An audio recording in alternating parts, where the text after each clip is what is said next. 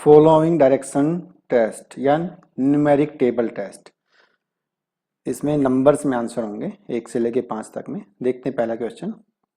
पूरी तालिका के मध्य में जो अंक आता है, पूरी तालिका का मध्य हो गया ये, वह अंक किस कॉलम में नहीं आता? तो ये अंक किस कॉलम में नहीं आ रहा? देखिए फटाफट से, ये ई कॉलम में नहीं आ रहा। ठीक है, उस कॉलम में कौन सा अंक सबसे ज्यादा बार आ रहा है? इस कॉलम में सबसे ज्यादा बार क्या आ रहा है? दो बार आ रहा है, तो यानी आंसर सही हो गया हमारा 2। ठीक है, अगला क्वेश्चन देखिए। कौन सा अंक रो डी के दो के ठीक दाईं ओर आता है? रो डी का 2, इसके दाहिनी ओर क्या आ रहा है? 4। ठीक है, आता है। वह अंक किस रो में ज्यादा बार आता है? तो 4 किस रो में ज्यादा बार आ रहा है? इसी रो में ज्यादा बार आ रहा है, डी में ही। उस रो का मध्य अंक कौन सा होगा? तो इसका मध्य अंक हो गया यही 2, तो आंसर हो गया आपका 2। अगला क्वेश्चन देखिए। इस पूरी तालिका में कौन सा अंक जो सबसे ज्यादा बार आता है? तो अभी हमें पहले गिनने पड़ेंगे सबसे ज्यादा बार क्या आ रहा है। तो देखेंगे, एक को देखते हैं हम लोग पहले।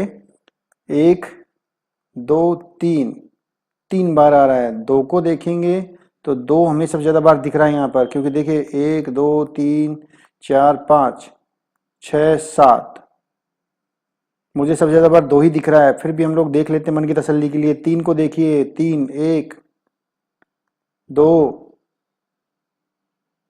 3 4 5, 4 को देख लेते हैं हम लोग। 4 को देखेंगे तो 4 देखिए 1 2 3 4 5, तो सबसे ज्यादा बार 2 ही आ रहा है। तो ठीक है, वो अंक किस रो में नहीं है? 2 किस रो में नहीं है? देखो 2 किस में नहीं है? रो ई में 2 नहीं है। ठीक है, उस रो में कौन सा अंक सबसे ज्यादा बार आ रहा है? इसमें सबसे ज्यादा बार कौन सा अंक आया है? 5, तो आपका सही आंसर हो गया 5। अगला क्वेश्चन देखें। अंक 1 जिस कॉलम के अंत में है, यहां पर है कॉलम सी के अंत में, उस कॉलम के तीसरे अंक के दाएं, इस कॉलम का तीसरा अंक ये हो गया। उस कॉलम के तीसरे अंक के दाएं दूसरा अंक, इसके दाएं दूसरा अंक ये हो गया। ठीक है,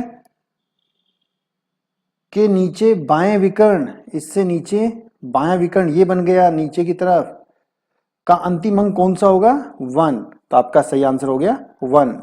ठीक है, थोड़ी इंस्ट्रक्शन घुमा के दी हुई थी, बट आप लोग कर लेंगे या कर लिया भी होगा आपने, कोई दिक्कत नहीं आएगी। अगला क्वेश्चन देखिए। किस रो में 2 अंक लगातार आता है? तो देखो फटाफट, किस रो में 2 अंक लगातार आ रहा है? बी में आ रहा है, ये देखिए लगातार। ठीक है, 2 अंक लगातार आता है। उस रो के बीच का अंक के सबसे नीचे का अंक कौन सा होगा? 1, तो आपका आंसर हो गया 1, सबसे नीचे का अंक 1 हो गया। अगला देखिए। उस अंक के दाएं कौन सा अंक होगा जो कॉलम सी के दूसरे, सी का दूसरा कौन सा हो गया? ये। और रो बी के बाएं तीसरे, तो ये भी यही हो गया। अंक के नीचे दूसरा, के नीचे दूसरा ये हो गया। ठीक है, के ठीक ऊपर है, इसके जस्ट ऊपर क्या है? 3, तो आपका आंसर हो गया 3। ठीक है, रो सी में है, थोड़ा सा घुमाया है यहां पर भी। अगला देखिए। कौन सी रो में एक ही अंक 2 से अधिक बार नहीं आता है?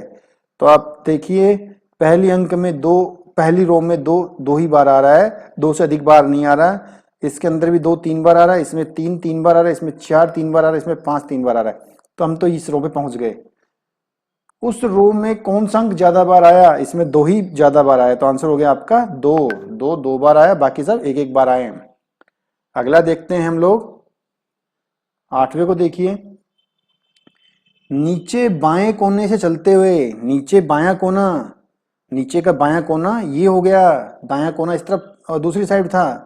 बाएं कोने से चलते हुए कॉलम ई के अंतिम अक्षर पर पहुंचे, अंक पर पहुंचे, सॉरी, पहुंच गए अंतिम अंक पर, ऐसे।